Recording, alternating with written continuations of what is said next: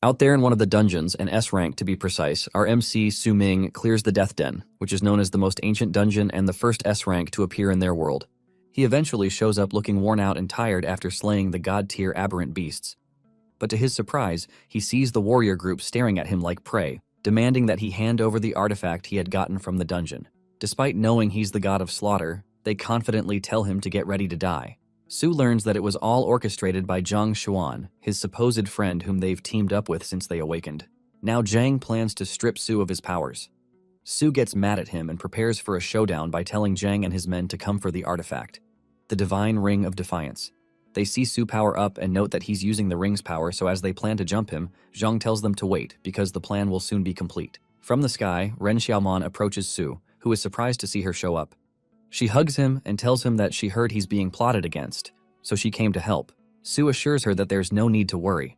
After all, he has the divine artifact, so they are no match for him. But Su asks her the question that lingers in his mind, wondering how Zhang and the others know his whereabouts, and to his surprise, Ren stabs him in the gut before informing him that she was the one who told them. Horrified and surprised, Su asks her why she had turned against him, but Ren activates a spell, and Zhang happily yells that the plan has been completed.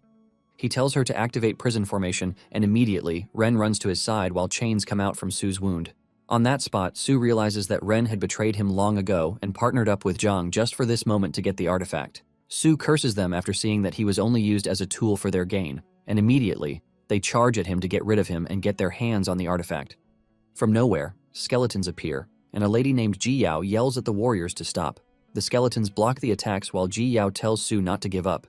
Zhang sees Yao and tells her that she has a death wish because no one can save them from the number of masters among the warriors who'll face them.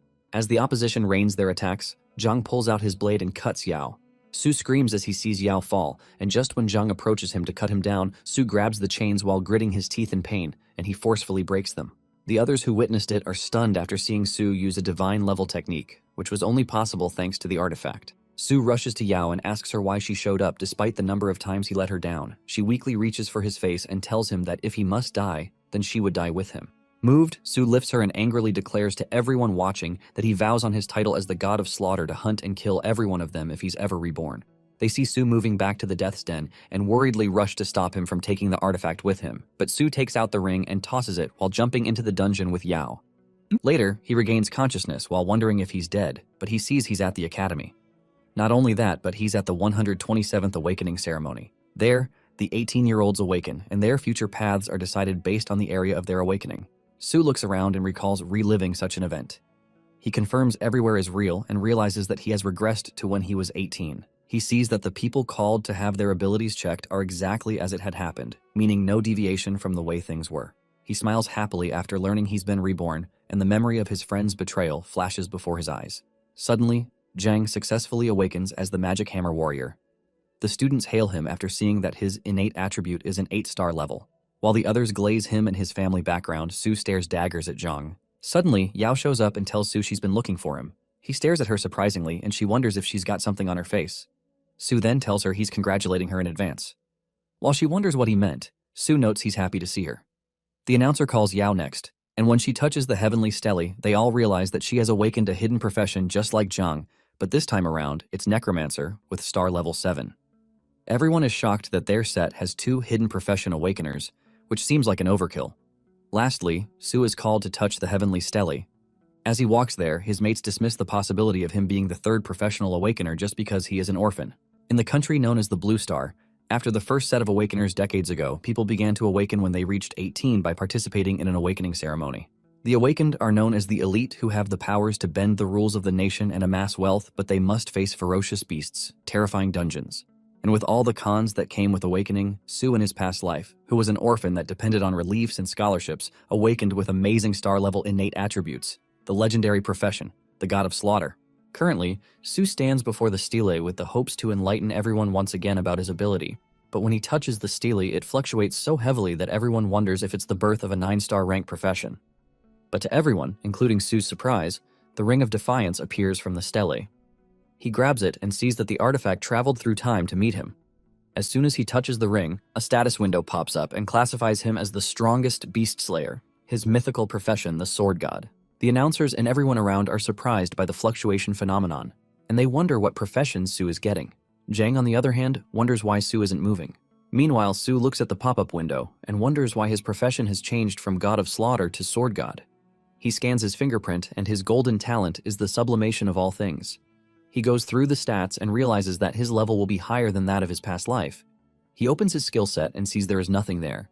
But as he frantically tries to operate the status window, the others wonder what is taking him so long. The system eventually answers him and scans the Ring of Defiance, and after identifying it, a bright light bursts from the stage and goes straight into the air. Everyone there looks into the air and sees that Su is star level 10.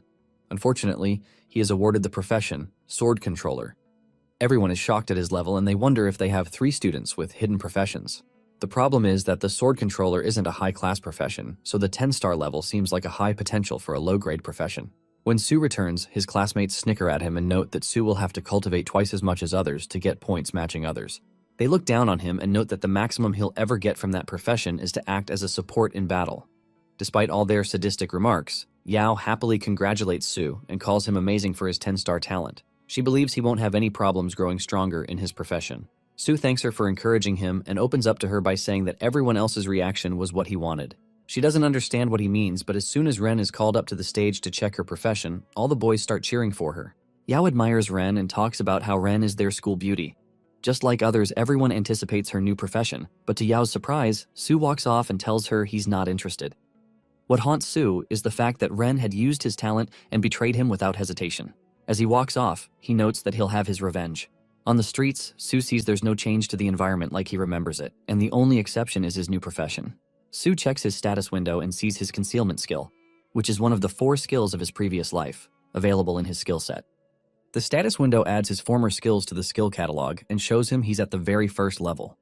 Su plans to hide as much as possible about himself to avoid being used like his past life. Based on the way things occurred in the past, he expects a novice dungeon challenge to show up the next day. Knowing fully well that it'll be a breeze for him, Su realizes he has to defeat a particular boss during that event, and for that he'll need good equipment. Meanwhile, Ren stays with Zhang in a hotel suite, and she calls him mischievous for having her over right after the end of the awakening ceremony. He gets pissed upon hearing about the ceremony because Su had robbed him of everyone's attention due to his star level. Ren quickly pacifies Zhang and then tells him that Su will be of use to them in the future, thanks to his high stats. She shows Zhang her phone to prove how Su used to like her, so she types a message which she plans to send to Su to get him to work with her. Su, on the other hand, arrives at the equipment store in the city, and he sees students from nearby schools checking the place out, which means that they too have completed their awakening ceremonies. Su checks around and sees a group of students talking about a Tyrant Frigid Sword, a very expensive diamond-grade weapon that can freeze monsters. As Su passes them by, he smirks as he notes that the sword is actually a fake, which is due to the occurrence in his past life. Suddenly, Jiang Lan from the Jiang conglomerate shows up and introduces herself to him as a worker who knows him. Unable to recall her face, Su tells her he doesn't know her, but that's fine because she wants him to help her sister, Jiang Yuncheng, in the upcoming novice dungeon. To Lan's surprise, Su refuses, but she reminds him that he is poor and will readily cover for any equipment he buys. On hearing this, Su points to a frosty sky sword that's worth 1,000,000 Advent coins, and Lan tells him he's making things difficult for her. She asks him if he thinks he's worth the amount, but he reminds her that she was the one who said she would grant him his request. Because of this, Su tells her that there are situations that financial power can't help, so Lan should ensure Yunqing puts in all her efforts for the dungeon test. Lan's guard nearly acts up, but she stops him and leaves with him. Everyone around is shocked that Su played such a hotshot. Su suddenly gets a message from Ren, who tells him she has a change of heart towards him and would like to meet him on the rooftop. He sees that things are still progressing like they did in the past, so he accepts her invitation. After that, he goes to another segment in the store where they sell sword stones. In reality, it's very rare for the sword stones to transform into graded weapons, since most of the sword stones are scraps. The secretary tries warning Su about it, but he doesn't back off and tells her he's ready to gamble his luck since the stones are cheaper. Meanwhile, Su uses one of his skills known as the Eye of Intent to check the stones out till he lands on the surest one. The eye helps him see all the fundamental information about all matters. With that, he selects the raw material and buys it dirt cheap for 50 Advent coins. Yang Ding, a rich bully and his sidekick, see what Su is up to, and they make fun of him for being foolish to reject the offer from Jiang's conglomerate and sticking to buying a scrap. To crash their ego, Su tests them by wagering 5,000 Advent coins if he gets a silver weapon. They laugh at him and conclude he has some screws loose, so they accept the deal.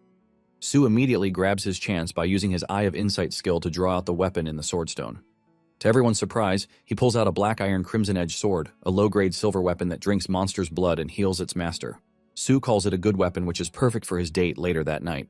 Yang Ding realizes he's been had, and watches as Su says the weapon has a lifesteal effect, which means he won't need a healer.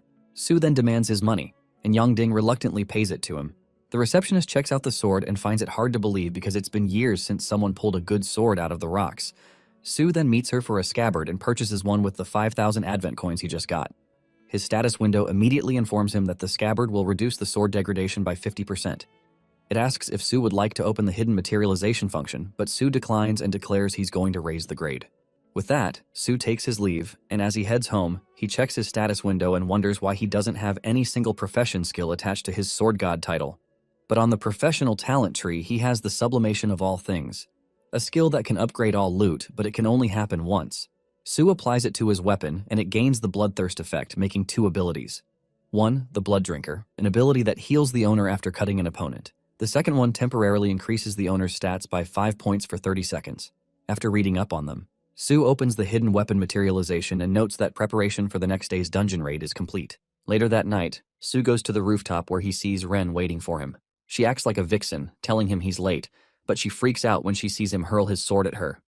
It lands a few feet away from her, and she asks him out of fear about what's wrong. Su tells her that he has shown up for revenge, but she doesn't know what he's talking about, so she tells him she came because she took the initiative to ask him out since he liked her, but now she finds it strange that he wants to kill her. Su immediately recalls how she approached him right after the awakening ceremony in the academy ended, and for the first time, he received her concern.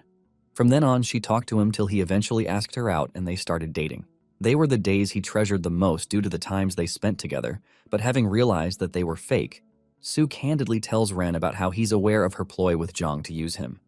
Surprised, Ren tries to cover up, but Su doesn't let her finish, and he calls her a shameless hoe. At that point she snaps, and admits that if not for his talents, he wouldn't stand a chance to talk to her. She vows Su won't get away with insulting her, but Su doesn't care, and he even threatens her social status by saying he'll ruin her pure and innocent image if he exposes her relationship with Zhang. She gets very pissed and grabs his sword to attack him, but the sword's bloodthirsty activation activates, and it cuts her face. Ren starts screaming not only from the pain, but because her perfect face is now disfigured. Su picks up his sword and says her new look suits her, and it's time for his revenge. Annoyed, Ren vows to have Zhang kill him, but Su simply walks off and tells her that Zhang can come at him anytime. Before leaving, he tells Ren that she should consider the slash done by him and that it represents how the concern he had for her has been cut. Meanwhile, Principal Wang gifts Su some items and money as a starter pack for the novice dungeon raid. The next day, around 6 a.m., Su chews on the marrow-strengthening pill he received from the principal and wonders if the old man pitied him because of his sword controller profession. Although it tastes bad, Su levels up and gains a passive talent to master all types of sword skills without restriction. As Su walks to the venue, he plans to show the other students what he's got in the novice dungeon. By the time Su gets to the venue, a lot of students clamor to team up with him, but he declines their request and tells them he is already on another team. Coincidentally, Yao hears him and feels down because she came very early that morning, hoping to team up with him. Su mutters to her not to team up with him because he'd be worried about her getting hurt since he's going after something dangerous. While they discuss, Yanzi shows up and introduces himself as a level 9 demon hunting ranger who wants Su to team up with him. Su remembers him from his previous life, but as he wonders how to turn Yan down, Yao covers for him by telling Yan that she has already teamed up with Su. She chases everyone else, and Su notes she's reliable. A few minutes before 7, the principal addresses them via a live stream as the dungeon portal opens. He explains the rules to the student, mentioning how they get points by overcoming challenges and they are to finish within a day. As he riles them up and advises them to team up, Yao looks around but can't find Su, who was with her moments ago. Immediately, as the principal kickstarts the event, the students talk about how someone has already gone beforehand. Su, on the other hand, descends into the portal, and he notes the familiar feeling since he's been there before. Back then, he moved around recklessly, trying to stockpile contribution points, but this time around, he plans to face the most difficult challenge, which is to slay the ultimate hidden boss. He eventually arrives inside the dungeon and notes that his spawning point is different from that of his previous life, which is why the place, route, and monsters are different for the challengers. Su conceals his presence from an elite tree monster even though he can deal with it because he doesn't plan to waste time fighting foot monsters, and his priority is the hidden boss. He checks the map to the route to the hidden boss and then notes that he has to hurry so he has a head start in raking items. Around 7:30 a.m., Yunqing and her party spawn not too far off, and they notice the place is quiet. All of a sudden, they see a particular student being hunted down by a giant frenzied blood rat. They all split up and run, but a minute later, 3 out of the 4 of them are gnawed to death, with the highest among the team being a 6-star. Everybody still outside the portal is concerned because someone that high didn't even last long in the dungeon. The announcer then orders them to form teams as quickly as possible because the challengers inside need help. Meanwhile, Yun Chung, the only survivor of her team, runs so far that she loses track of where she's at. Out of the corner of her eye, she sees an ape monster, and the creature leaps at her with killing intent. Scared to the bone, Yun Chung screams for help, and behold, the monster gets slashed multiple times by Su. While everyone else in the dungeon suffers from the monster's onslaught, Yun Chung wishes she had stayed hidden, but as she sees Su easily cut down the ape, she realizes he's very strong and assumes the ape is dead. Su corrects her that the ape isn't dead yet, and she should be careful because he won't save her the second time. She quickly bolts to get reinforcement for him, but that's exactly what he needs, some alone time. Su uses his Eye of Insight and learns that the ape isn't ordinary but a mutated ape king, so he concludes that it's the reason the ape had survived his slashes. The ape charges at him, and Su sees that the creature is very fast. He evades its attack and then decides to challenge it in a speed contest. To do that, Su uses his third skill from his previous life, which is the Divine Shadow Step. Su attacks the ape, and as the primate tries to counter Su's slash butt, Su appears right behind it and baits it with some slashes. The ape turns around and leaps at Su, but Su sees he outclasses it in speed and he finds it boring, so he goes for a finisher by lopping the head. As a result, the system rewards him with a linear slash scroll for successfully defeating the mutated ape king. It's a low-tier bronze skill that Su says is perfect for the novice dungeon. Suddenly, Su is awarded first blood drawn for being the first person to kill a monster. Moments later, everyone receives the message that a sword controller has killed a monster. A lot of people from Su's academy assume he's the one, but some others dismiss it. After all, there are also sword controllers from other academies that are participating in the dungeon. As a result, everyone receives a healing potion. When Su hears his achievements with his title broadcast, he notes that he must be more careful by using the concealment skill to prevent them from knowing.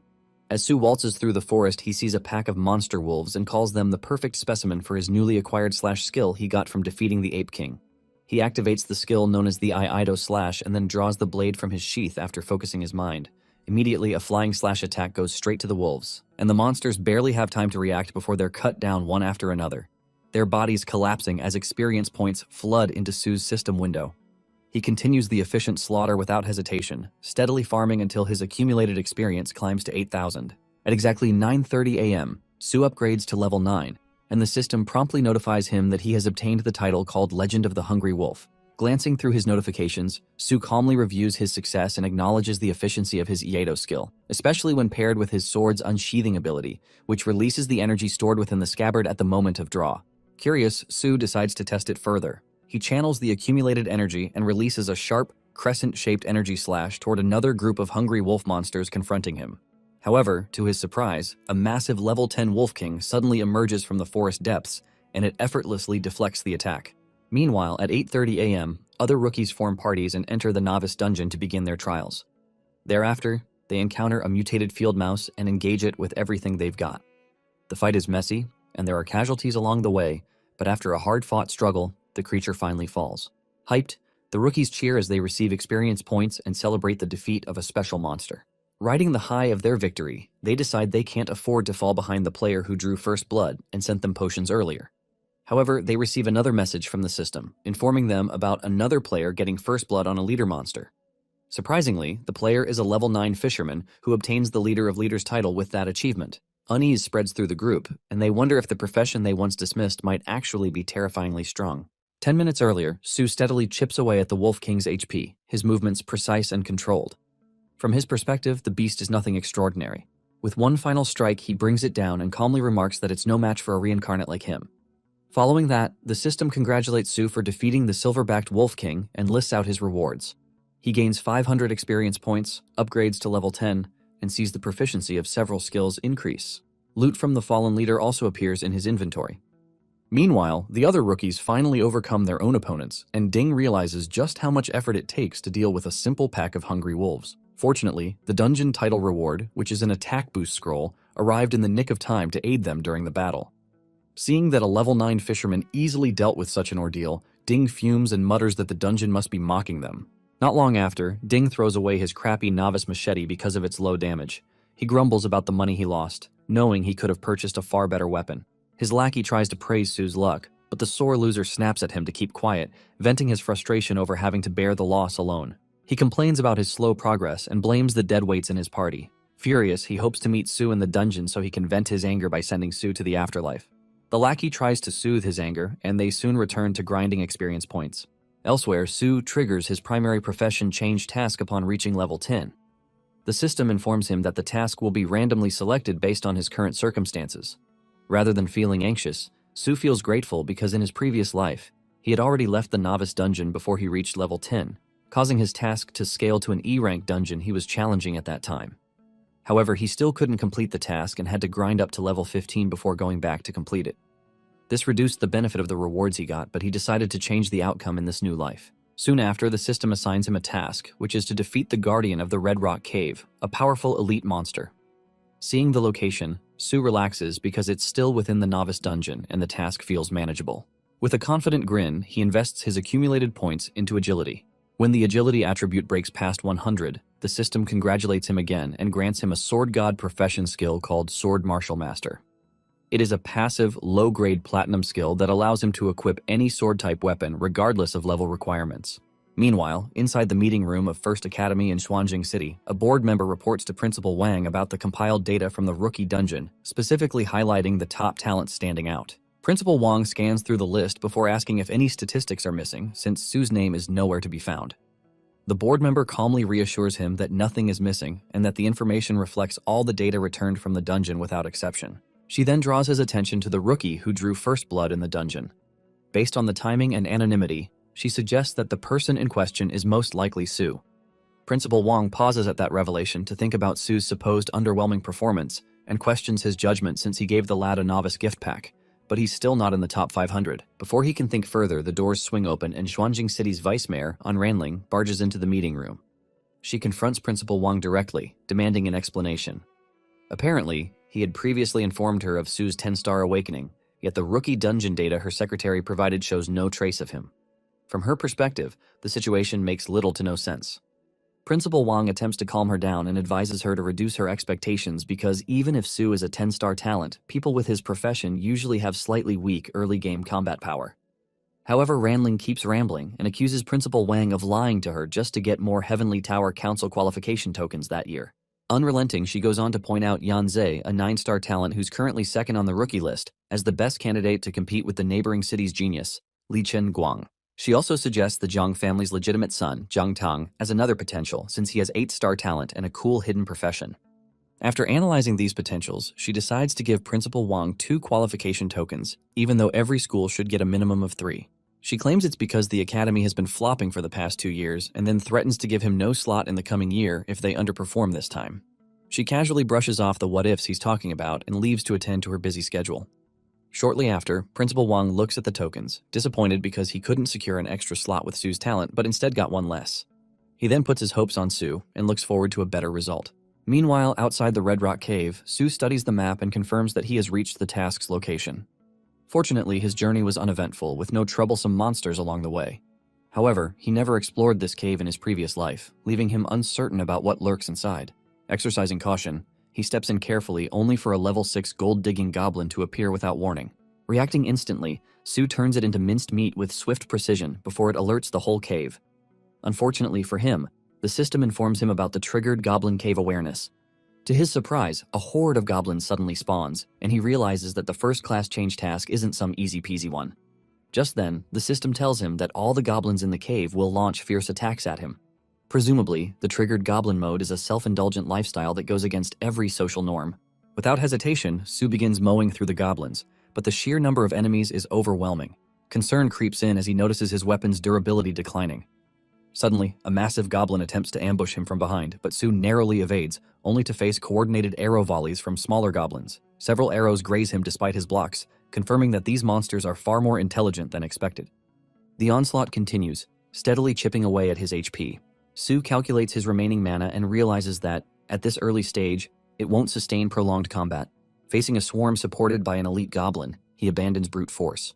Choosing flexibility over pride, Su retreats into the shadows, preparing to lure his enemies into traps of his own making. Still within the depths of Red Rock Cave, the unfortunate goblins stumble straight into Su's ambush, and he cuts them down one after another with clean, decisive strikes. With that, Su calmly assesses the situation and concludes that as long as he controls the battlefield and maintains positional superiority, he can fully unleash the potential of his Iaido skill. Soon after, he clears out every remaining small goblin, leaving only the elite variant standing.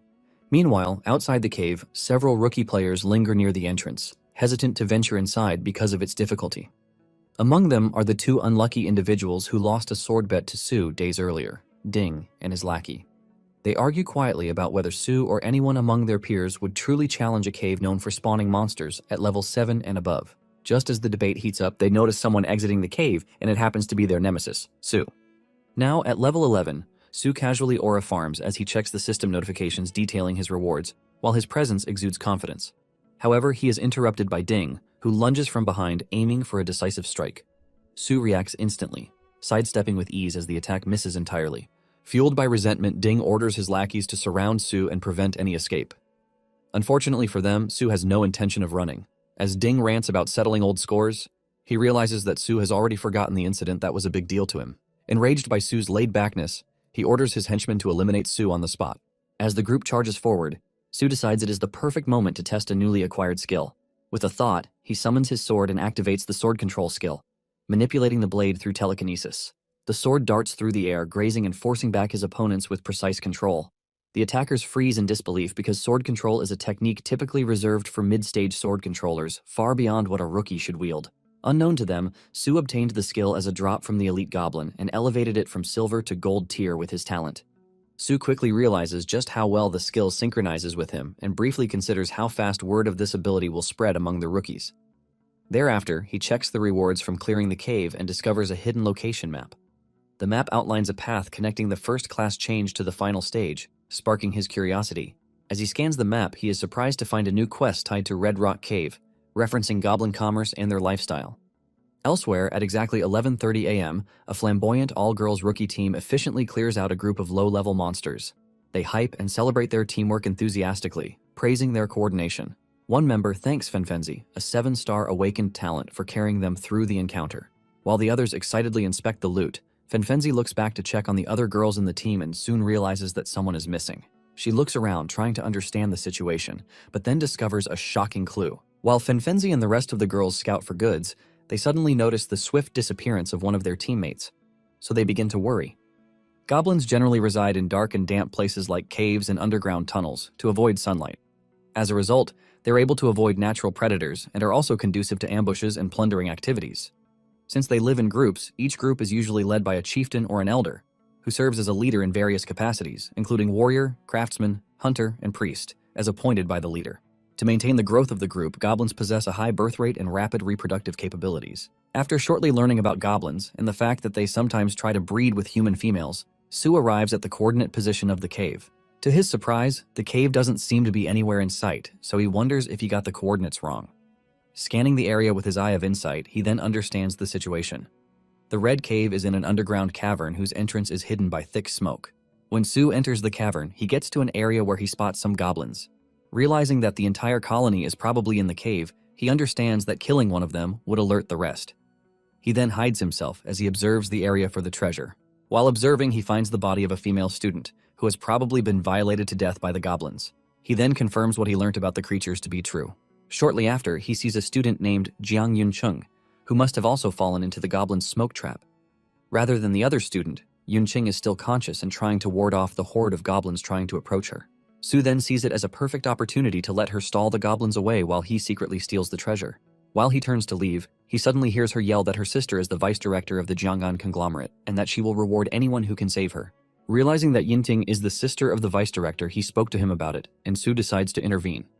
While the goblins charge at Yinting to attack, Su suddenly tosses his weapon into their midst. He then uses his sword control technique to unsheath it, creating an immensely strong light called Iaido Slash. Since the goblins are natural enemies of light, they immediately flee from the scene. Given that Su didn't kill any of the goblins, none of the other goblins in the cave get alerted. Yunqing thanks Su for saving her, but he simply replies that he just happened to be passing by. She also tries to bring up matters about the reward for saving her, but Su tells her to focus on making it out of the cave alive first.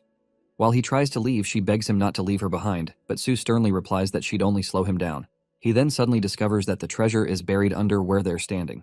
After digging it out, he decides to use his sublimation talent to improve the quality of the chest, transforming it from a silver tier chest into a low-grade gold tier lottery chest. Just like the name implies, a lottery chest can randomly draw high-level items, skill books, or equipment with a high probability. Opening the treasure chest, Su is given a Shadow Flow set and a platinum-grade Soul Healer skill scroll, which are both far from what he expected. Seeing that he was only rewarded a Shadow Flow set and a Soul Healer skill scroll, Su gets disappointed as he had worked extra hard, expecting a more bountiful reward. The Shadow Flow set seems quite useful to him, but the Soul Healer skill scroll stands out weirdly as it doesn't match his profession at all. Yinqing remarks that it probably appeared because of her. She then introduces herself as a 7-star Soul Healer, taking Su completely by surprise. Su then immediately receives a notification from the system, stating that Yinqing has now joined his team. Meanwhile, in a different location in the dungeon, Yao randomly stumbles on the dead bodies of her peers. Before she can react, Li, the student responsible, sees her and makes her his next target, forcing her on edge. After a while, she gains some distance from him, so she conceals herself and tries to sneak away secretly. She then accidentally makes a loud noise, alerting Li and causing him to charge at her with a heavy attack. Thanks to her quick reaction time, she's able to slightly evade the attack and gain some distance again. Surprised at her swift moves, Li mentions that he never expected a girl like her to hold out against him for so long, remarking that the Xuanjing Academy might not really be entirely trash. Yao asks why he's killing them when, based on his school uniform, he clearly goes to a school in the neighboring city. Li then responds that his level 10 first-class change task happened to assign him to kill 50 players. According to him, since it'd be strange for him to suddenly start killing people around him, he decided to visit their weak school to do justice. He also states that their academy is to blame for being the one with the record of having the most trash students in several cities. Suddenly, he charges at her, but Yao tries to block him off with her necromancy skeletons, which he easily destroys. He then calls her weak as he chases her with a fatal attack. Just before the attack hits her, someone blocks it off, to their surprise. Yanzi then reveals himself with his teammates and promises to protect her. Meanwhile, not too far from the Red Cave, Su submits treasure fragments to the system and gets a notification about completing the primary class change task. He then gets promoted to first class as his swordsmanship power, speed, and proficiency increase in double folds. Yinqing, who uses the Soul Healer skill scroll, also unlocks some advanced skills that make Su raise an eyebrow. He then concludes that she must have an infinite amount of luck. Thinking about the great things he could accomplish with that amount of luck on his side, he reconsiders his options and agrees to complete the dungeon with her. Hearing this, Yinqing gets so excited as she begins to yap about how her sister had hired a group of thugs to help her achieve this same goal, but ended up being ineffective. Although Su naturally doesn't like the matchup, he does it solely for her skill. After becoming teammates with Yinqing, Su receives a message from Yao, so he decides to check it out. Meanwhile, back at the Battle Avenue, Li, Yan, and Yao are both surprised to see that he has not been fighting with his full power the whole time. In a matter of seconds, he wipes out Yan's entire team without breaking a sweat. He also easily blocks off Yan's powerful long-range attacks, making him seem useless. Based on the research Yan had done beforehand, he can identify Li as a genius, awakened 10-star talent with a blade maniac profession. After defeating all his men, Li approaches them slowly, ranting that he has only been able to kill 35 people, and that he's still far from his goal.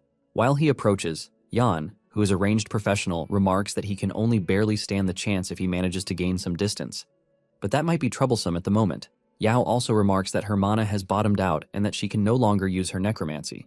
They then both realize that they're cooked. Seeing that they have nowhere to run, Li charges at Yan to take care of him first, but to his surprise, he gets interrupted by Yao, who blocks him off. She instructs Yan to run as far as he can while she tries to hold him off, but Li gets pissed by the fact.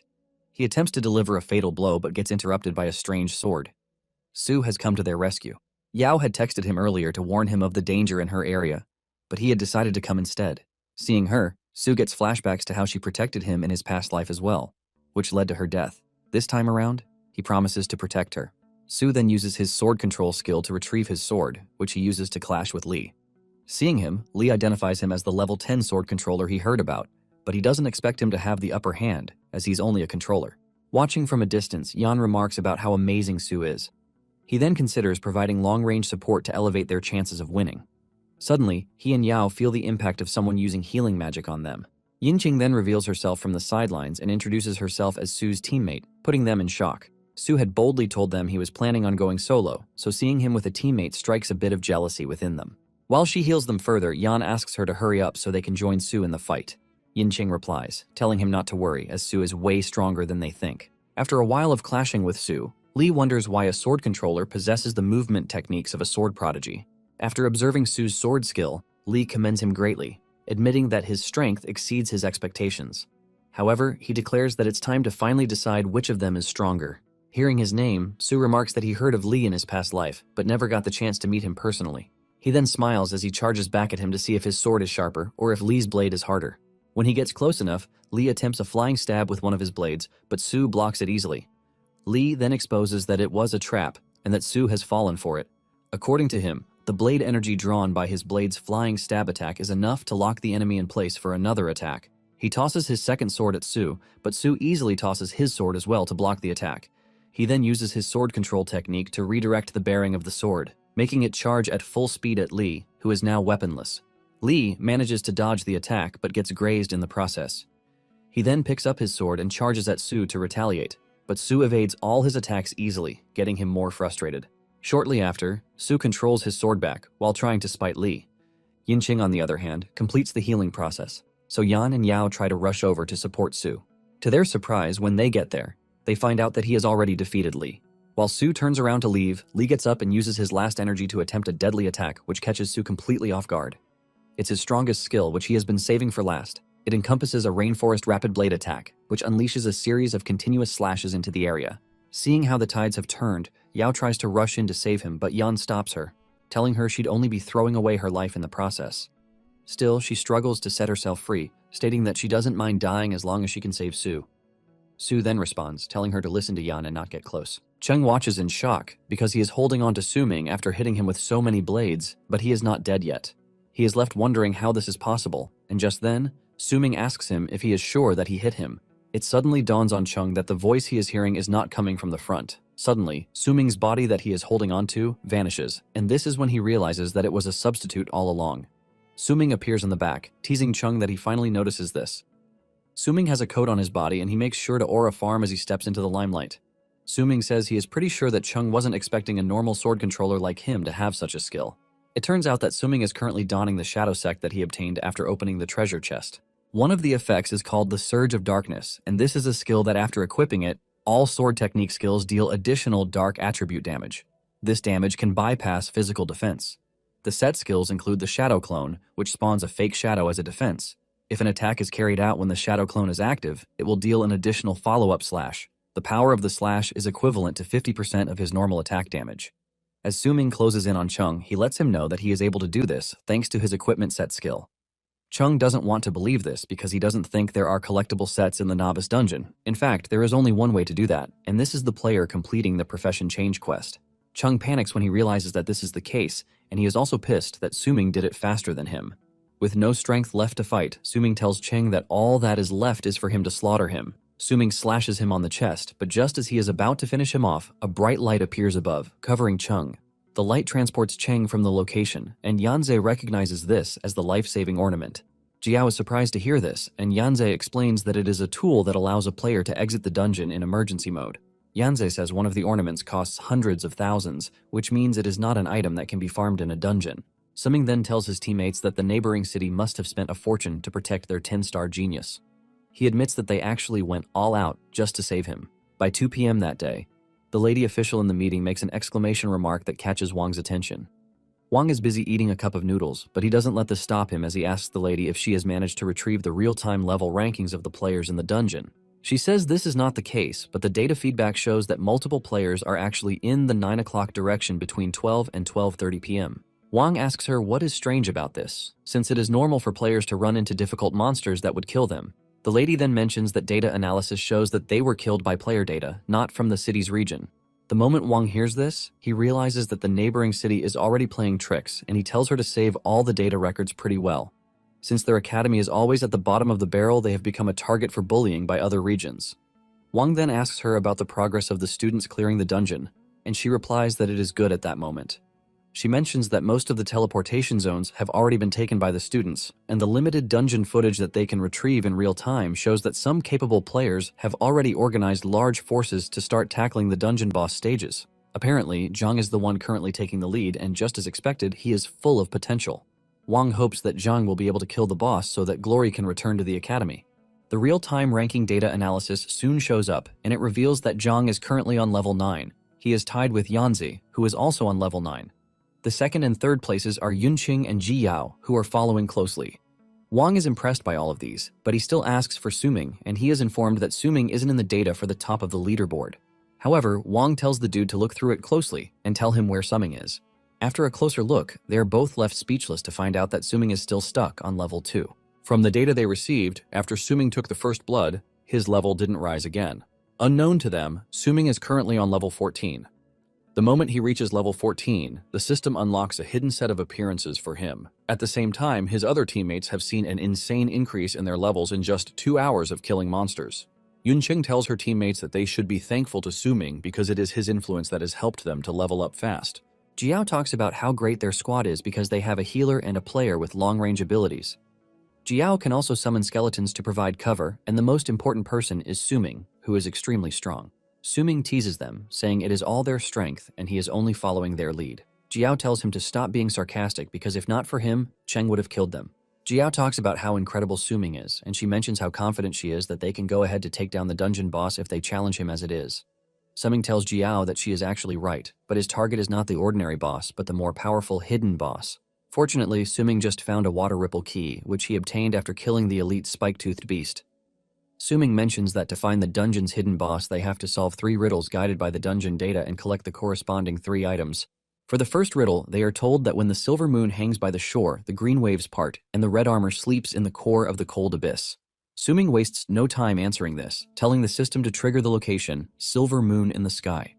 He mentions that there is no dungeon weather in the novice dungeon, and to find the silver moon, there is only one place in the dungeon where plants can grow into the shape of a moon. As they walk past the lake in front of them, they find exactly where they are going, which is the location of the hidden boss. The second riddle goes this way, saying lake water turns to mist. Using iris petals as a guide, beneath the sunken sand, the armor still keeps the old covenant. Suming reveals that from the moment he entered the dungeon, he immediately gathered the trigger items, iris flower from the monster area, to combine with the water ripple key farmed through the hint of riddle 3. As for the third riddle, it goes on to say, hold the star-patterned key to reflect on the lake bottom. 9 ripples circle the bedrock. The knight pillows his head, his sword, waiting for light to break the turbid waves. Suming combines the trigger items, and the moment it starts to glow, Suming places it above the lake. His teammates are shocked to see this, and Jiao asks him how he was able to solve the riddles. Before they know it, a whirlpool emerges in the middle of the lake, and a knight emerges holding his sword out. The scary knight fully emerges on horseback while answering the riddles that were solved. The team is hit with red warnings, telling them that the hidden boss has appeared, and he is known as the Guardian of the Lake, the Lost Knight. To engage the hidden boss, Yanzhe and Jiao immediately join Suming's party, with Suming being the captain. Suming urges the team to prepare for battle because the hidden boss challenge has already started. 15 minutes after this, Suming and his team are seen hiding out in the woods. It turns out that the night wasn't what they were expecting. They ask Suming if he thinks it is okay for them to hide out like chickens like this. Suming then points their attention to the fact that the guy rides his horse so fast, and there is no way they can kill him that way. It turns out that the knight's mount speed is 500 points, which is insane. It is so overwhelming that even if the 4 add up all of their stats, it doesn't reach half the knight's stats. While the team is hiding out, the knight is taking down students he can get his hands on. Before they know it, the hidden boss has taken out 3 waves of students already, and since they are the ones who summoned the boss, they believe that it is their duty to set things right. Moments later, Jiao tells Suming that by following his instructions, they have used up all the mana potions of everyone in the squad and have set up the delayed trap. Suming thanks Jiao for her hard work, and he tells Yanzhe and Yunqing to follow the instructions they have planned ahead. It turns out that in Suming's previous life, he never challenged the hidden boss, and it is common sense that most awakened wouldn't risk choosing to summon a hidden boss in the novice dungeon shortly after awakening in life. In addition, the novice dungeon can only be challenged once in a lifetime, which is why not many people are aware of the presence of the hidden boss. Apparently, the answer to the puzzles was vaguely in record, and when Suming found it, he memorized it. However, what he didn't expect was that the hidden boss would be equipped with a mount possessing a speed of 500 points. To take down the annoying boss, they have one option, and that is to knock him off his horse. Yanzhe kicks the plan into motion, and by standing on a cliff, he fires multiple hunting shots at the hidden boss. The knight blocks some of the shots, and those that hit don't even do anything to the knight because of his heavy armor. With Yanzhe firing annoying shots at the knight locks onto him as the aggro target. The moment he realizes that he has gotten the boss's attention, he screams out to inform Yunqing, and Yunqing also sets off her own course of action. She sets off a fire that starts emitting a cloud of smoke in the knight's path. Basically, the plan is to have Yanzhe draw the boss's attention with his long-range skills, and after this, Yunqing will create a smoke in the area the boss must pass through to block the boss's vision. This was a trick Suming learned from the goblins when he went to the Red Cave. Everything goes according to plan, and as the hidden boss finds himself in the cloud of smoke, he suddenly notices skeletons scattered around to delay his advance. The knight raises his sword to try to destroy the skeletons, but Jiao activates her delaying trap to trap the knight. It turns out that this was the trap Jiao had set up in advance. With the boss slowing down, Suming makes his move. He lunges toward the boss from behind, and he admits that without his teammates' help, there is no way he would have been able to solo the knight. Before the hidden boss knows what is going on, Suming has descended upon him. Suming grabs the knight and drags him off his horse. The team screams out in celebration because their plan to knock the boss off his horse was successful. However, Jiao urges her friends not to let their guard down yet because this is just the first phase. 10 minutes earlier, Jiao had told Suming that even if they are able to knock the boss off the horse, it still doesn't mean they have what it takes to deal with him because they would have been exhausted already. Suming replied that they would have done enough, telling her that when that time comes, they should just leave the boss to him. With confidence, Suming had told them that he would solo the boss. Now, in the moment, Suming and the boss engage in a fierce battle.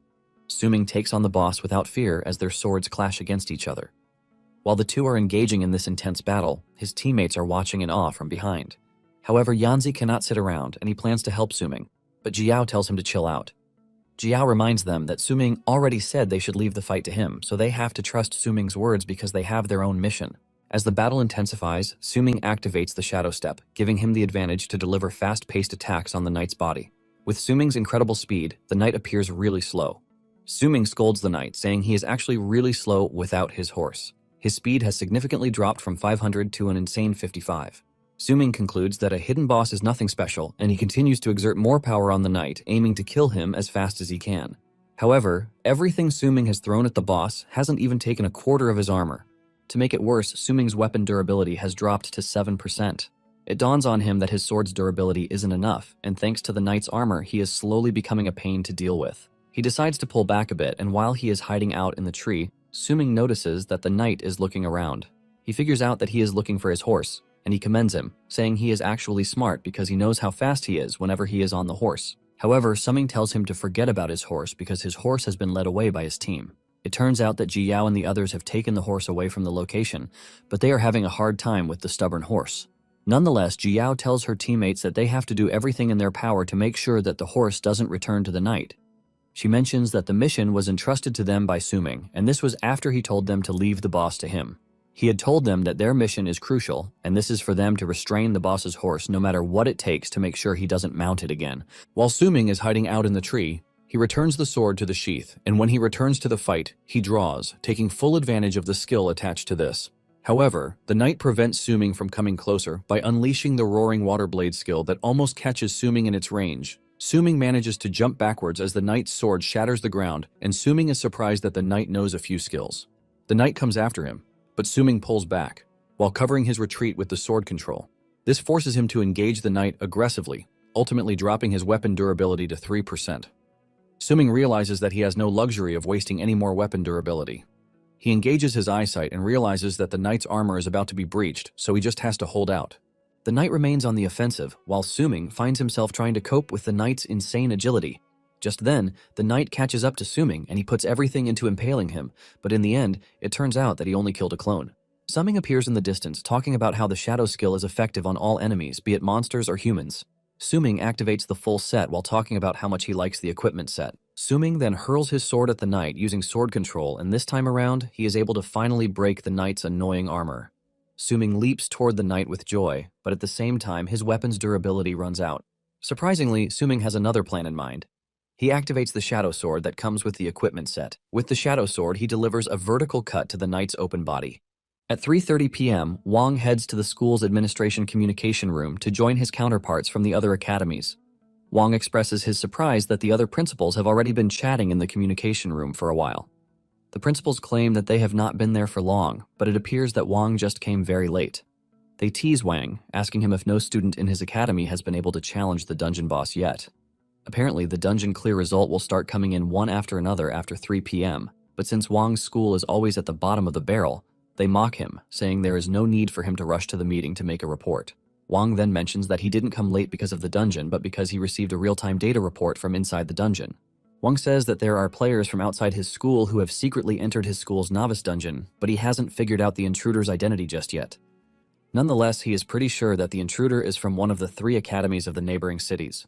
Wang asks one of the principals, Ji, if he is the one because the intruder is said to be using blade skills. Wang is asking this because he heard that he has a genius at his school who is an expert in blade weapons. Ji replies with anger, telling Wang to stop saying trash without evidence, revealing that Chung is currently challenging the final boss of their school's novice dungeon. He boasts about Cheng's talent, saying he is pretty sure he is going to clear the dungeon in half an hour. The Dongling Academy principal also uses the opportunity to boast, talking about how his academy has 3 students who are currently challenging the boss. The Nengung Academy also joins the fray, saying its students are on the verge of clearing the dungeon. When Wang hears this, he realizes that the other academies are having an easy time with the boss, so it would be better for them to race against the clock. He knows that the implication of failing this year is just 2 slots to the Sky Tower Assembly, which will be the fewest in history. Basically, from reports, the student close to clearing the dungeon is Zhang, and Wang is putting all of his hope on him. In the dungeon, Zhang is actually putting his best into challenging the final boss, Simba, which is a level 15 beast. Zhang and his team look totally battered, but they keep going at the beast. Zhang's team suffers massive casualties, and some of them start running away because they have realized that they stand no chance against the boss.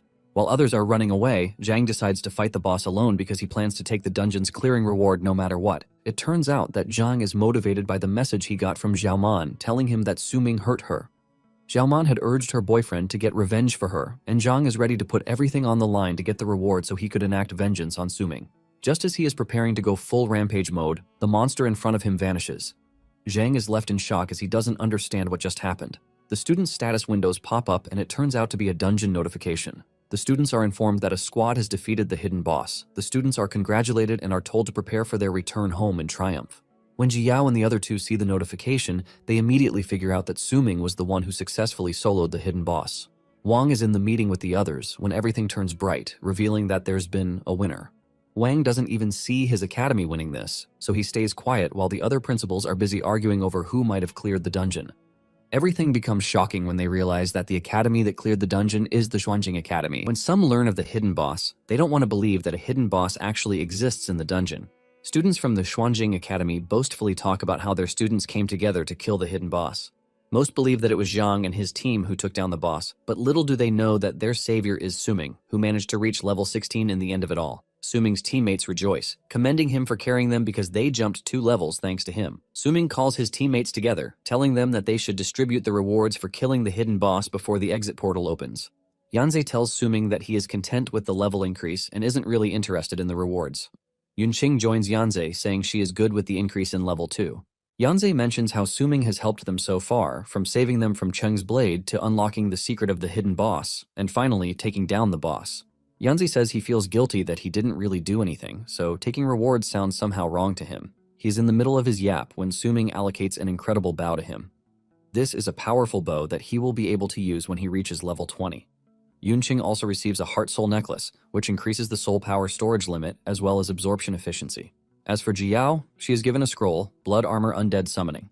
Apparently, after learning this skill, she will be able to summon the hidden boss Blood Armored Undead Knight. In addition, the summoned creature's attribute levels depend on the player's attribute levels. After sharing the loot, Suming lets them know that the loot dropped is linked to their respective profession rewards. He mentions that this simply means he is not the only one who acknowledges them as part of the team that successfully killed the hidden boss. Suming proudly tells them that the dungeon acknowledges them because if not for their help, the challenge would never have been completed. Just then, the dungeon congratulates the students for clearing the dungeon, revealing that the whole exercise lasted for about 8 hours. Suming lets his teammates know that time is up and it is time for them to leave. Suddenly, a portal opens behind them, and Suming explains that every time a dungeon is cleared, it enters the settlement phase. The contribution rewards for every player challenging the dungeon will then be settled into the real world after they leave the dungeon. As Suming approaches the exit, he commends his teammates for doing a good job. Moments later, the students start exiting the dungeon, and those who have lost loved ones start crying their eyes out. There is a lot of wailing among the students because the casualty rate is pretty high. Suming takes a look at the situation and realizes that everything has been revolving around the awakened from the onset. While some are crying that they lost people, there are some who are happy that they obtained rewards, which shows that it is all about survival of the fittest. Just then, the principal shows up on the screen, congratulating the survivors, telling them that this is their first challenge after awakening as they step into the world of the awakened. He says this is the final lesson the academy can give them as graduates. Wang continues his speech, saying being awakened doesn't only represent power, money, and honor. He says it also represents responsibility, love, and peace. He tells those who have lost close ones to remember the sadness and pain, while those who have obtained victory to remember the responsibility and pursuit. While the principal is giving his speech, Jiao asks Suming how he feels about everything because a lot of students have just lost their lives.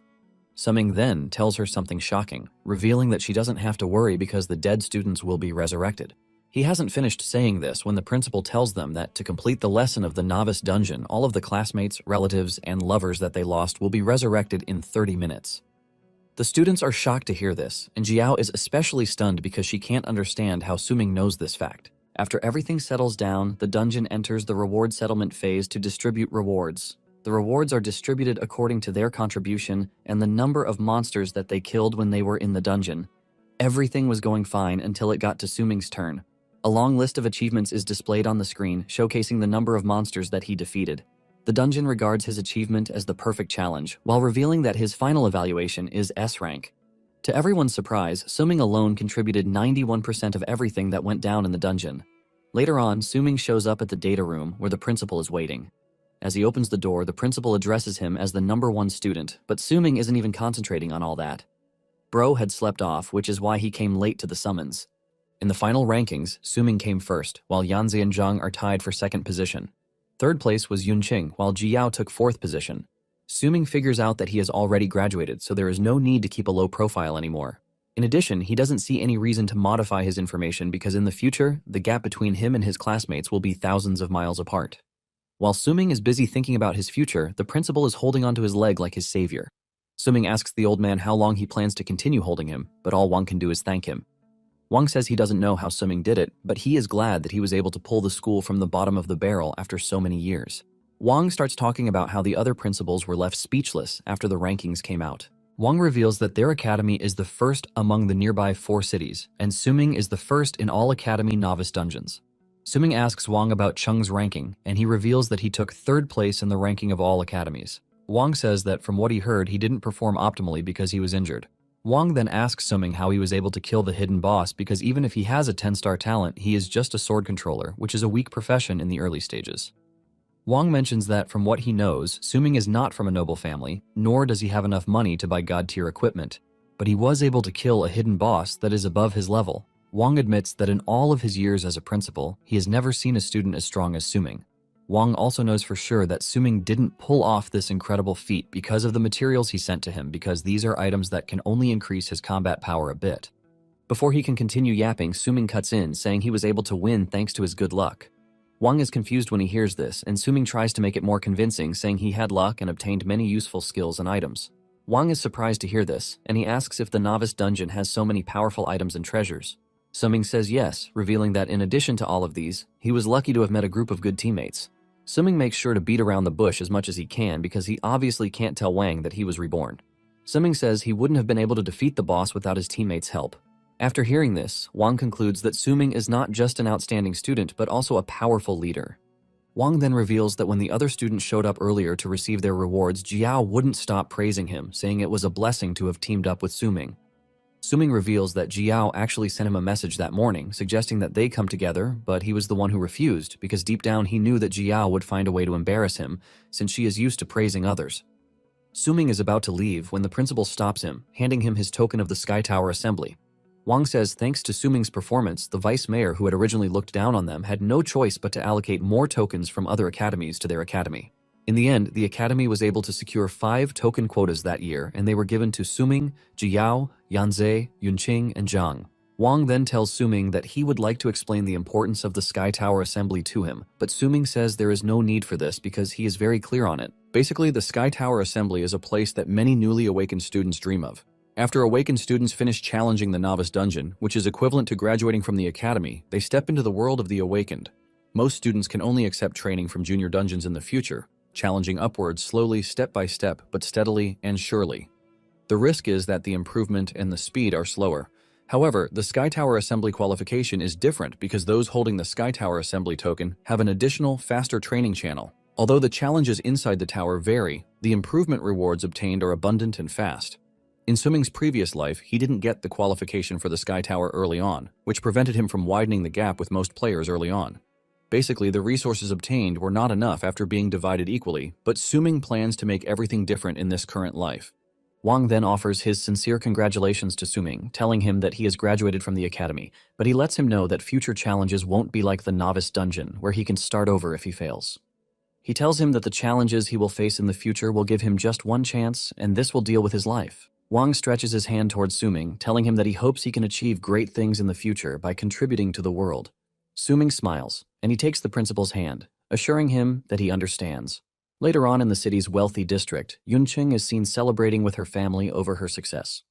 Her father hugs her tightly, talking about how happy he is that she returned safely and even took third place in the academy. He believes that the helpers Lan hired came through, but Lan quickly corrects the misunderstanding. Lan reveals that Yunqing was helped by a student named Suming. Yunqing confirms this, saying the helpers her sister hired all failed and she almost failed too, but Suming showed up and saved her. She says Suming not only saved her, but even gave her good skill books and equipment. Yunqing lets her father know that Suming is incredibly powerful, and Lan mentions that she initially wanted to hire Suming, but they ran into a bit of a misunderstanding. Lan says she never expected that fate would bring them together in the end, and she admits that they have to find a way to properly thank Suming. Their father is surprised that the two agree on the same thing, and because of this, he concludes that it would be proper for them to find Suming to thank him. Their father then tells Lan to get Suming's contact information. He adds that he has hired the best chef to cook for them that night to celebrate Yunqing's success. Suddenly, the man gets an important call, and he initially wants to hang up until he hears the nature of the call. The man walks to a private place to talk, and this is when he learns that in the past 2 days, someone has sent assassins to murder their people. The man asks the official calling him if he knows who is behind the whole thing, and the man reveals that it is the Zhang family.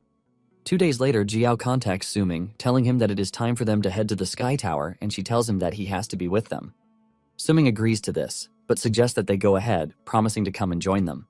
When Suming is finally ready to leave, he remembers that Wang told him that all he needed to go to the tower was the token that was given to him. He is to summon the teleportation portal to his destination, and the teleportation portal can only be entered by those who have obtained the qualification for the Sky Tower assembly. Suming follows the procedure as said, and the teleportation portal recognizes him as one of the qualified awakened. With a smile on his face, he steps into the portal, and by the time he reemerges, it is right at the 100-layer tower. Apparently, in his previous life, he was only able to come to the tower by chance. He looks around and realizes that the other challengers have been teleported to the scene, but Suming is just glad that he finally has the chance to challenge the place again. He makes his way to the entrance and he uses the token as an identification to unlock the door. The moment he steps into the hall, he sees information on the screen, telling him and the other challengers to wait for the ceremony to start in the first floor hall. Suming is left speechless because the hall is actually bigger than it was in his previous life. Suming is admiring the view when his teammates show up. Suming teases Jiao, saying she came early, but Jiao yells at him, saying he is the one who came really late because they have been there for a long time. It turns out that they have been waiting for him to show up like forever. In addition, the trio has become somewhat friends after what they went through together. Jiao adds that it would also be better for them to look out for each other because they don't know what to expect. Suddenly, Zhang shows up from behind, throwing a punch at Suming. However, Suming gets out of the way before he is hit. Zhang's punch hits the ground, and this catches everyone's attention to the fact that someone is already causing commotion in the prestigious hall. Jiao demands to know why Zhang is acting all weird, and Zhang tells Suming that he is there to avenge what he did to his girlfriend. Zhang starts to manifest his weapon to show just how serious he is. Zhang threatens to finish Suming right there and then. Suming then tells the dude that it is not the day for them to resolve their issues yet. Just then, the system in the hall detects conflict, and since fighting is not allowed in the hall, the prevention mechanism kicks into place, delivering a stunning voltage into Zhang's body. Zhang crashes to the ground, but before he passes out, he tells Suming not to think he has escaped just yet. Suming knows that it might not appear that anyone is welcoming them, but it is evident that they are being watched. Surprisingly, Cheng is also in the distance, observing Suming and his group. Suming then tells his teammates to follow him to the seats. Jiao asks him why they are heading to the seats when the ceremony has not even started yet. Apparently, they are supposed to read the guide for challenging the Sky Tower assembly, but Suming mentions that there is no need to queue with the lots, since the secret lies in the seats. Jiao is surprised at how Suming knows this again, and she asks him if it is not his first time coming to the hall. Suming ignores her question and tells her to watch closely after sitting quietly on the seat for a period of time, because the Sky Tower selection system will appear right in front of them. Just as he said, the window appears in front of Suming, welcoming him to the Sky Tower Assembly Initiation Challenge. The moment Jiao's window appears too, the other two quickly take their seats. Suming reveals that completing the 100-layer tower floor challenges is what is going to determine their ranking for entering the assembly later. Jiao is lost when she hears this, and Suming explains to her that it is basically a tower climbing competition. The higher the floor that is challenged, the higher the final grade obtained. However, if they all reach the same floor, the duration it takes them to get to the floor will be used to judge the whole thing. Jiao is surprised to hear that the time taken to climb is also a consideration in the whole thing. It immediately dawns on her that they should already be challenging the towers while the others are still lost on what to do. Suming confirms this, saying the ceremonies are just the Sky Tower Assembly's way of testing the challengers' observation and adaptability skills. Suming mentions that waiting for the ceremony to end before looking at the guide basically means that they are a step behind. What the assembly wants to see is the challenger's ability to observe the environment, find methods, and seize the initiative. Suming then asks the trio if they are willing to team up with him to climb the tower just like they did in the novice dungeon. Yunqing quickly agrees to this, saying she feels safe following Suming. However, Yanze mentions that he would not be teaming up with Suming. They ask him why he is making this decision, and he reveals that in the novice dungeon, it was all thanks to Suming that they were able to rise to a high level. Basically, they relied too much on Suming's strength, but this time around, he says he doesn't want to drag Suming down. In addition, he wants to rely on his own strength to train and become stronger. Jiao then agrees with him, saying they need a true trial. Jiao then suggests that the three of them team up separately from Suming, just to make sure that they have a better win rate.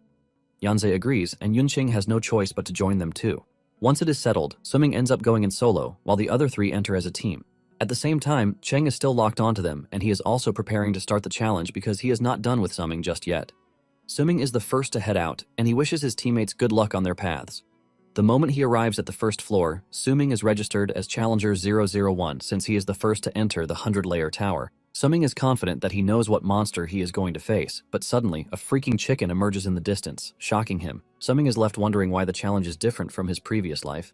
Suming easily grabs the chicken, wondering what it is that he is supposed to do with the chicken. In his previous life, when he challenged the tower, the first monster he met was a level 5 monster, a purple-furred fiend tiger. Since the challenge is totally different this time around, he wonders if the tower is mocking him for being a noob, which is why they sent a chicken his way. Suddenly he notices that the chicken has question marks on its level section, which is quite unusual. Just when he is about to go for a quick kill, the chicken breaks free and flies off into the distance. The chicken lands on the ground, and the aura on the chicken immediately changes. Its eyes turn red, and its expression goes from a harmless chicken to Agent 47's expression. The chicken dashes towards Suming at a blinding speed, and this is when he realizes that the challenge is not as simple as he thought. Back in the hall, the challengers are finally informed that the ceremony has ended, and what is next is the challenge explanation. Suddenly, the challengers notice that there is already a leaderboard. The current first position goes to Challenger 002, and the challengers are left wondering how there are already people challenging the towers when they were still participating in the ceremony. It turns out that Challenger 002 is Chung, and he has just cleared the second floor too. Meanwhile, Suming is still struggling with the chicken, which he thought would be a simple knock-and-go monster. Suming realizes that the chicken is hard to deal with because of its incredible speed and explosive power. Even when he increases his own speed, the chicken still finds a way to avoid him. Suming tries to keep up, but all he sees are lasers hitting him in all directions. Suming is totally frustrated by this, and he knows that his current skills can't even do anything against the annoying chicken. Suming figures out that he needs a quick solution, because if he continues this way, the whole thing is going to drag on much longer than he wants. He is basically going to lose the time advantage he had by entering the challenge first if he can't find a way to get rid of the situation fast. Suming then decides that he is going to try out his new skill, which he obtained after killing the novice dungeon's hidden boss. Suming dashes toward the chicken, swinging hard at it, but it leaps into the air to dodge his attack. The moment the chicken lands back on the ground, Suming smiles because he has the chicken exactly where he wants it. It turns out that he has already set up a skill known as Sword Tomb beforehand. The Sword Tomb technique summons a giant sword to burst out of the ground at the designated target, causing massive damage. With the Sword Tomb hitting the chicken exactly when he wanted it, Suming is left wondering if his plan worked. However, by the time the dust clears off, the chicken remains active, and Suming groans in frustration because at this point, he doesn't think there is an end to his suffering. Suming complains about how an ordinary chicken is not something someone would meet on the first floor, and the moment he realizes this, everything becomes clear to him. The chicken comes dashing in again, but this time, Suming has another plan. He immediately resorts to the chicken immobilization technique, which cripples the chicken in fear. Suming smiles because he was right after all. The monster was just an ordinary chicken, and without wasting time, he cut down the chicken. Basically, the chicken immobilization technique is a stress-induced death defense mechanism. With the chicken out of the picture, Suming is congratulated on clearing the first floor. Suming realizes that the first floor was there to test his intelligence, not strength. He admits that the 100-layer tower for that year is pretty interesting. As he proceeds to the second floor, he realizes that the current number 1 is Chung, and it appears that the other challengers are already rushing into the tower, so his time advantage is already gone. However, this only gets Suming fired up because he now wants to capitalize on his speed. He is determined to win, and nothing is going to stop him from doing just that. At the same time, the challengers outside have finally learned how to challenge the tower, and they are pissed that the ceremony wasted their time. As they rush to get a seat, they realize that Chung has already cleared 6 floors, making him the number 1 on the leaderboard. Surprisingly, Jiao and her team have also cleared 4 floors, and they are sitting in 3rd position. Tied with them is the Challenger 001, who is displayed on the screen as the god of slaughter, leaving them confused about who he might be. It turns out that after clearing the first floor, Suming was offered a reward, which is a chance to input a custom title. Suming was surprised by this because in his past life, after he defeated the tiger, the reward he was given was a small wooden chest, and sitting inside it was a useless healing potion. Suming figures out that a lot has changed this time around, and he wonders if it is because of his rebirth. Nonetheless, he is not about to just ignore the gift, and he decides to use his profession from his previous life as the title, which is why he chose the God of Slaughter. Surprisingly, the title replaces his name from Suming to the God of Slaughter. The moment Suming sees this, he smiles because it is exactly what he wanted. Without holding back, he starts cutting down monsters, and in just a minute, those who are watching see Suming clear a floor in just a minute. Before they know it, he has reached the 4th floor, and they are left speechless at how good he is. Even though Suming is quite amazing, they don't think he will be able to catch up to Chung because he is also not showing any sign of slowing down whatsoever. When Suming is still on the 4th floor, Chung has made his way to the 8th floor. When Suming realizes that Chung has reached the 8th floor, he decides to lock in because he is basically behind, thanks to the time he wasted on the 1st floor. Getting to the 5th floor, he one-shots the monster residing there, and moments later, Jiao's team clears the 6th floor. Jiao is happy that they were able to clear another floor without any issue, and this is thanks to their incredible teamwork. While using her summons as the vanguard, Yanze is responsible for full output, while Yunqing handles healing and containment. She concludes that their teamwork is amazing, and just then, Yunqing calls the team's attention to what Suming is doing.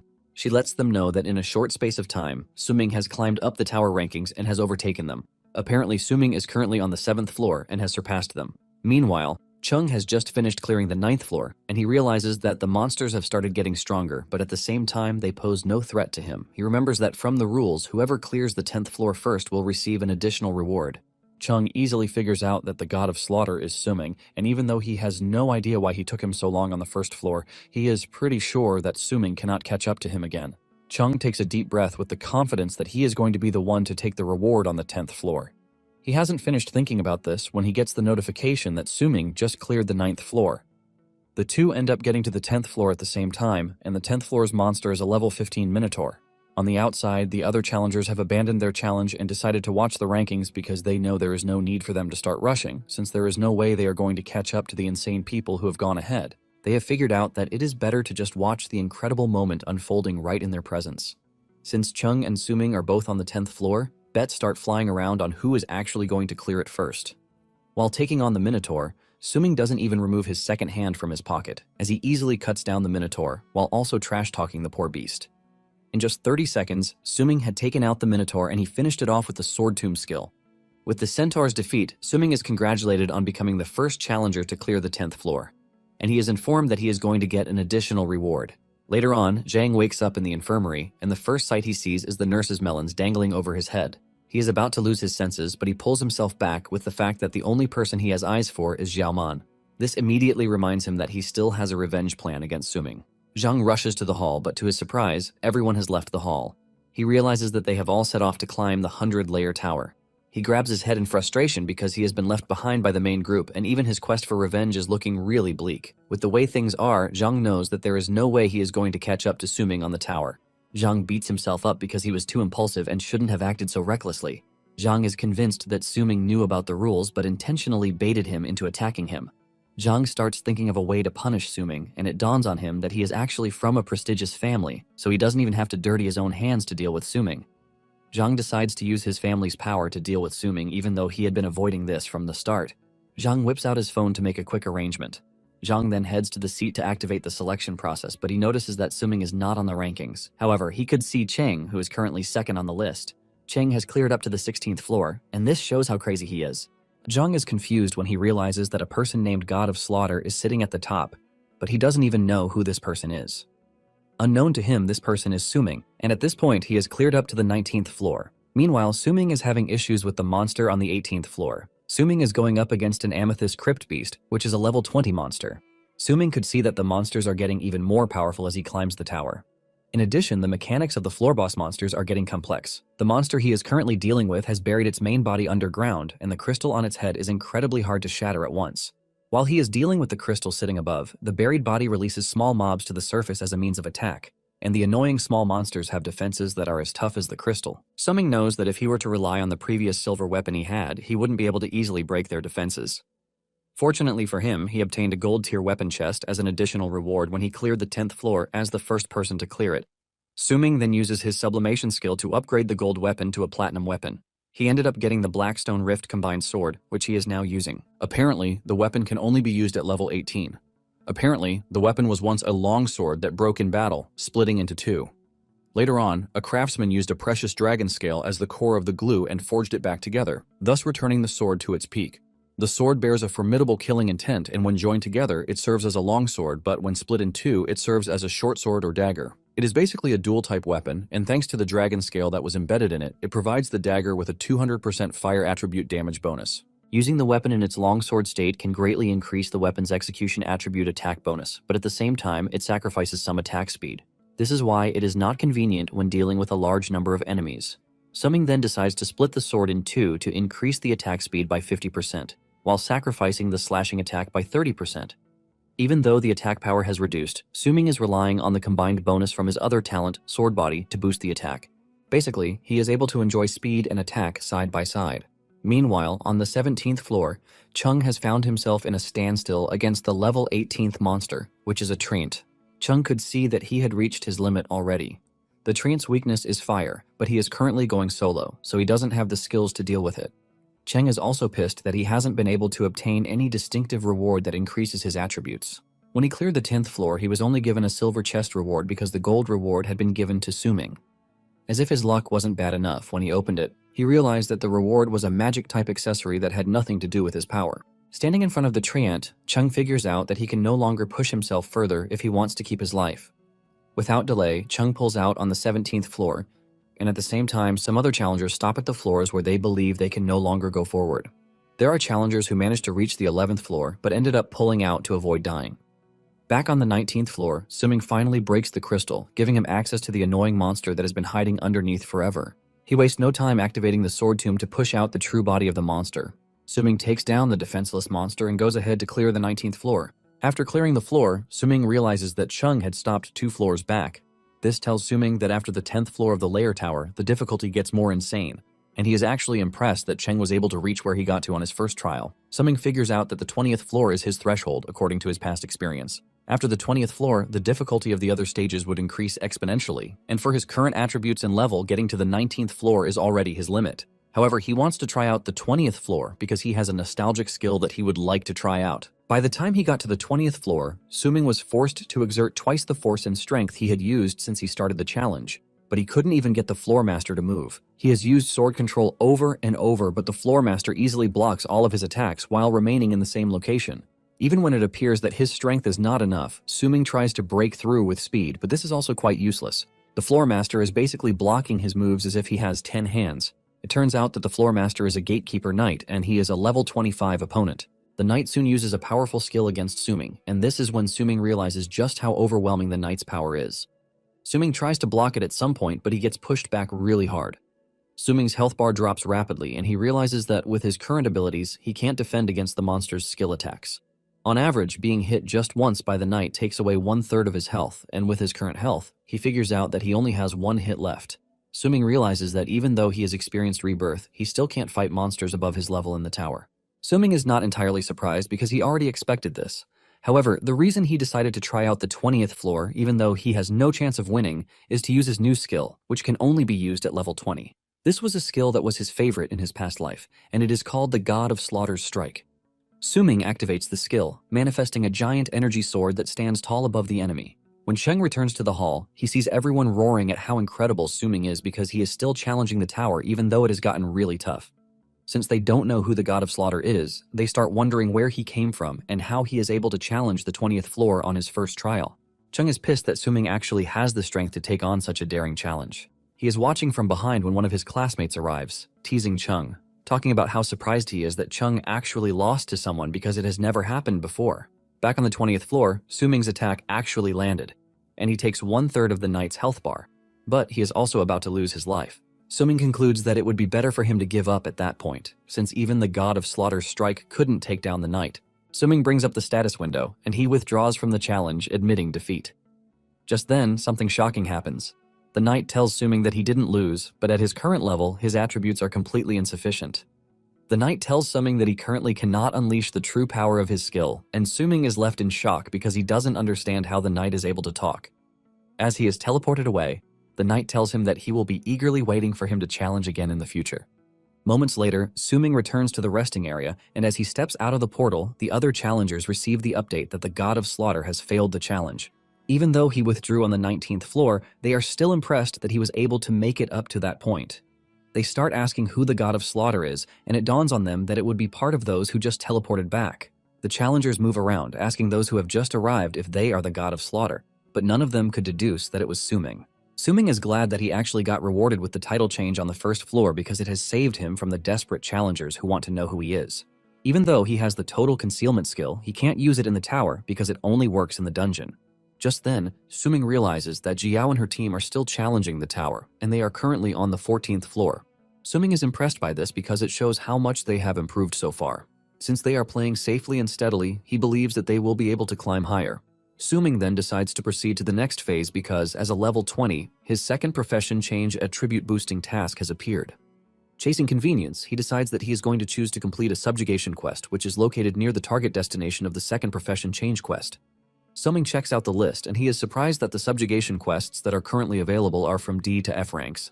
After checking out the locations, he figures out that he can only pick one, and he decides to choose the subjugation quest D17. The quest requires that he hunt a python king in the Nanli district wilderness forest, and the reward for this is 10,000 advent coins. In addition, he's going to get a random platinum skill scroll. The system then informs Suming that the Sky Tower assembly token has been granted permission to enter and exit the 100-layer tower area at any time. With this, he now has the permission to enter the illusionary realm. The illusionary area is a place that can connect to the Sky Tower assembly area but has a different appearance from the real world. Basically, before the Day of Awakening descended, the real world was originally a place where humanity lived, but when the awakening began, various unexplainable anomalies like dungeons, demons, and monsters showed one after the other in the original real world. Humanity began to merge and enter the world of the awakened professions, and through the sacrifices and efforts of predecessors, order was reestablished in the chaotic real world that was destroyed after the descent of the Day of Awakening. Because of this, the illusionary realm was born, and it was isolated from the real world where humans mainly live. It is allocated as a living space for demons and irregular beasts. This is why they now have the peaceful world that they currently have. The trials of the 100-layer tower are exactly the threshold that opens the illusionary realm for novice challengers to explore. There is a rumor that the peak of the 100-layer tower buries all the truths of the world's descent day, and Suming wasn't able to reach there in his past life. However, in this new life, he plans to reach the peak. Just then, the system tells him that a portal has been opened for him, and if he would like to select the destination area inside the illusionary realm. But Suming says no because he wants to take a trip to the real world. The system takes his instruction and opens a portal for him to the real world. At the same time, he gets a reward for challenging the 20th floor, which is 10,000 advent coins. Suming smiles because the money came just right in time for the order he made 2 days earlier. It turns out that it is an order for his first advanced weapon. Upon arriving in the real world, he heads to the weapon trading center. Being there again reminds him that it was where he obtained his first silver weapon by opening stones, but the weapon is already past what he needs for his future challenge, although the weapon has effects that he really admires. Because of this, he had made an appointment 2 days earlier with a certain strange person in the weapons center. Even when Jiao and others suggested that they go to the weapons center together, he refused, saying he was going to a different location from where they were going. Suming heads to the basement to meet his new acquaintance, a female blacksmith. The lady welcomes Suming, telling him that he came late, but she is more interested in whether Suming brought the remaining balance. Suming transfers the money to her, and he is given the weapon replica level upgrade device. Even though his talent, the sublimation of all things, can only be used on an item once, the upgrade result is random. Since he wants to retain the effects of the silver sword he was using, while still being able to upgrade the weapon, he resorts to using the upgrade device. The device increases the item level and replicates or retains the original item's skill attributes. Skill-based attributes will also increase randomly as the item upgrades. By using the device, Suming is able to upgrade the sword further. Suming is glad that the whole process was successful, and it turns out that the only person who can create the upgrade weapon is the blacksmith lady, Nahura, whose hidden profession is the 8-star forger. Nahura is surprised at how Suming was able to find her because she has been hiding out in the basement warehouse, silently researching forging. She asks Suming how he found her contact information and what gave him the confidence that she would be successful in making the weapon replica level upgrade device. Nahura says the material costs needed for the device add up to over 10,000 advent coins, and she never expected a student like him, who has just awakened, to be willing to spend such a huge price. Nahura expresses her shock that he trusted someone he didn't even know, and Suming teases her, asking her why she thinks they don't know each other. Nahura replies that her memory is not failing her yet, so she is pretty sure. Suming quickly tells her that he is only joking. However, he actually knows her from his previous life. Nahura was a formidable weapon forger, and even though she is only 8-star, her hard work and relentless passion end up helping her achieve greater future achievements. Suming collaborated with her many times, and she helped him forge his own unique weapons on multiple occasions. However, he paid huge prices to obtain her expertise in his previous life. Since she is currently impoverished at the moment, Suming believes that it is the best time to work with her because little money would look big to her. Suming then decides to play his card, and he tells Nahura that he is aware of her financial trouble for the next weapon that she wants to develop. Nahura is shocked to hear this, but before she can start asking questions, Suming tells her that he is willing to invest 10,000 Advent coins first. He mentions that the more he finishes his quest and receives the rewards later, the more he will continue to increase his sponsorship for her. Nahura is blown away when she hears this, forcing her to ask Suming if he is telling the truth. Suming assures her that he is not lying, and Nahura immediately concludes that Suming is an angel sent from heaven. However, Suming tells her that he has a condition. He tells her that in the future, when he needs her help to forge weapons, she must give him a 70% discount on the forging price. Without thinking too much about it, Nahura immediately agrees to the deal. Later on, Suming visits the illusionary area to continue his quest. He is blown away when he steps into the realm because even the trees are insanely big. Just then, the scent of blood crosses his nose, and he checks out the map to know where the subjugation location is. He realizes that it is in the south, but thanks to the big trees, he can't fully understand the terrain. The trees are also too tall to climb on as he did in the novice dungeon, but he has a method that he would like to try. Even though he is not a true sword controller in his profession, he still has the sword control skill. He figures out that everything would be better if he could learn to fly on a sword like the real sword controllers. Suming whips out his sword and decides to give it a try. He steps on the sword and activates the sword control, but he falls off the sword and hits his head. Suming is not entirely surprised that the skill didn't work. But something surprising happens when he grabs the sword. The sword starts flying, dragging him along, and this is when it dawns on him that he might not be able to stand on it to fly, but he can use it to fly by grabbing the weapon and using the sword control to designate a target while continuously activating the skill. Suming cuts through the dense vegetation using this improvisation, and he is blown away by how nice the view from above looks.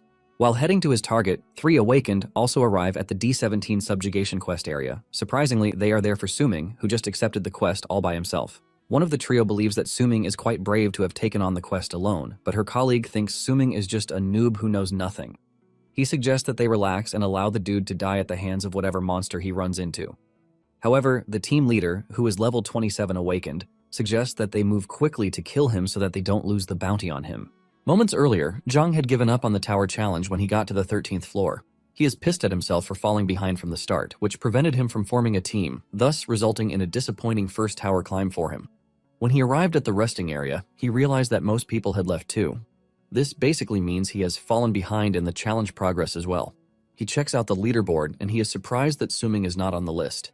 He wonders if Suming quit the challenge, which is why his name is not on the list. Zhang is frustrated by this because even if he finds someone who can assassinate him, he doesn't know where Suming is. Zhang is thinking about what to do when he hears Jiyao and her team returning from the tower climb.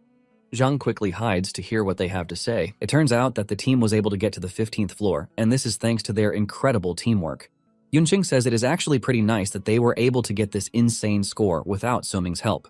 The trio then suggests that they go ahead to the next quest because they have wasted time already.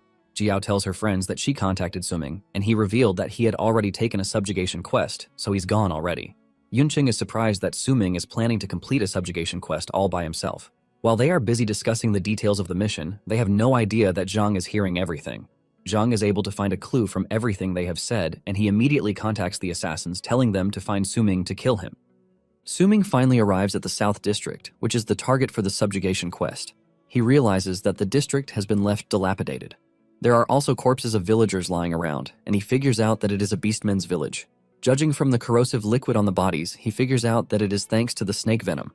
This only proves that his target is close, but he soon realizes that there is another scent aside from blood. He tracks down the scent, and to his disappointment, it turns out to be the snake's big poop. This tells him just how big the python is, and suddenly, he senses that something is behind the tree. Suming hurls his sword toward the tree while demanding that whatever is hiding there step out. Suming is stunned when he sees a cat girl screaming at him in fear, telling him not to come close.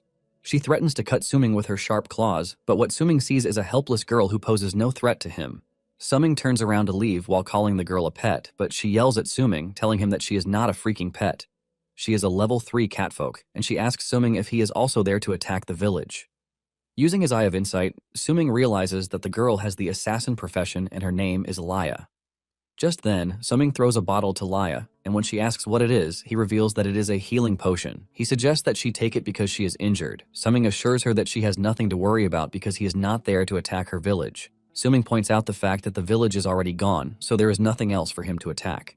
Suming then reveals that his target is actually the python that attacked her village.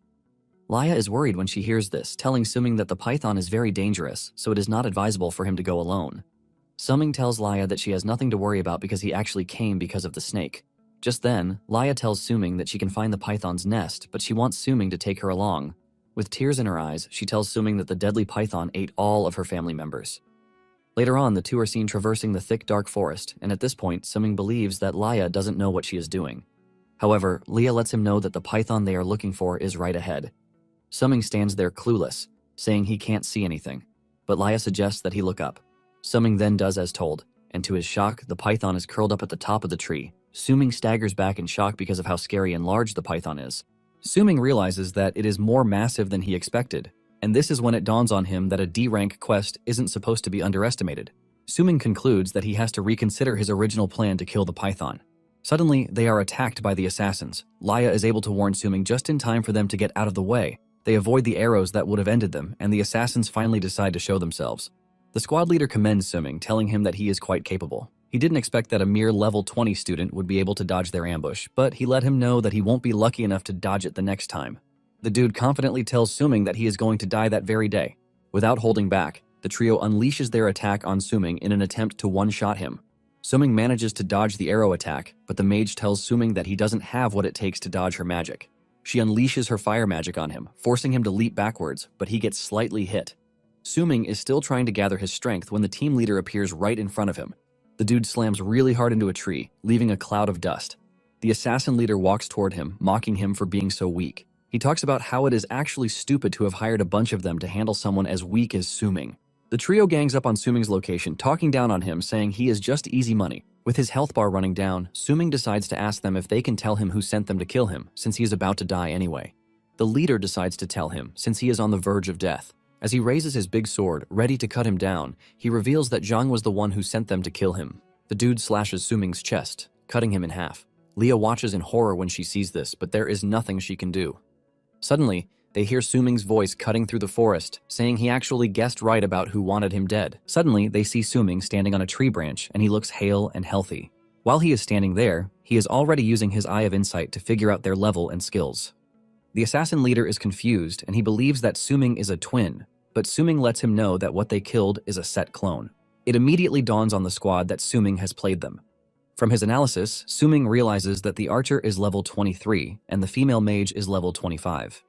Basically, in the regular survival of the fittest world, hunting each other down is a common occurrence. But in order to protect the basic survival balance of the awakened, laws and regulations were put in place. The level difference in conflicts is not allowed to go beyond 10 levels.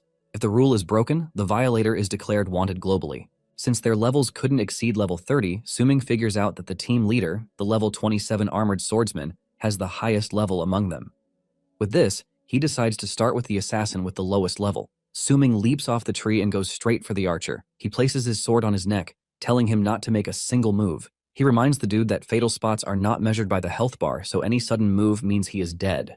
The mage screams at Suming, calling him a despicable person, but Suming reminds them that they were the ones who conducted a sneak attack on him.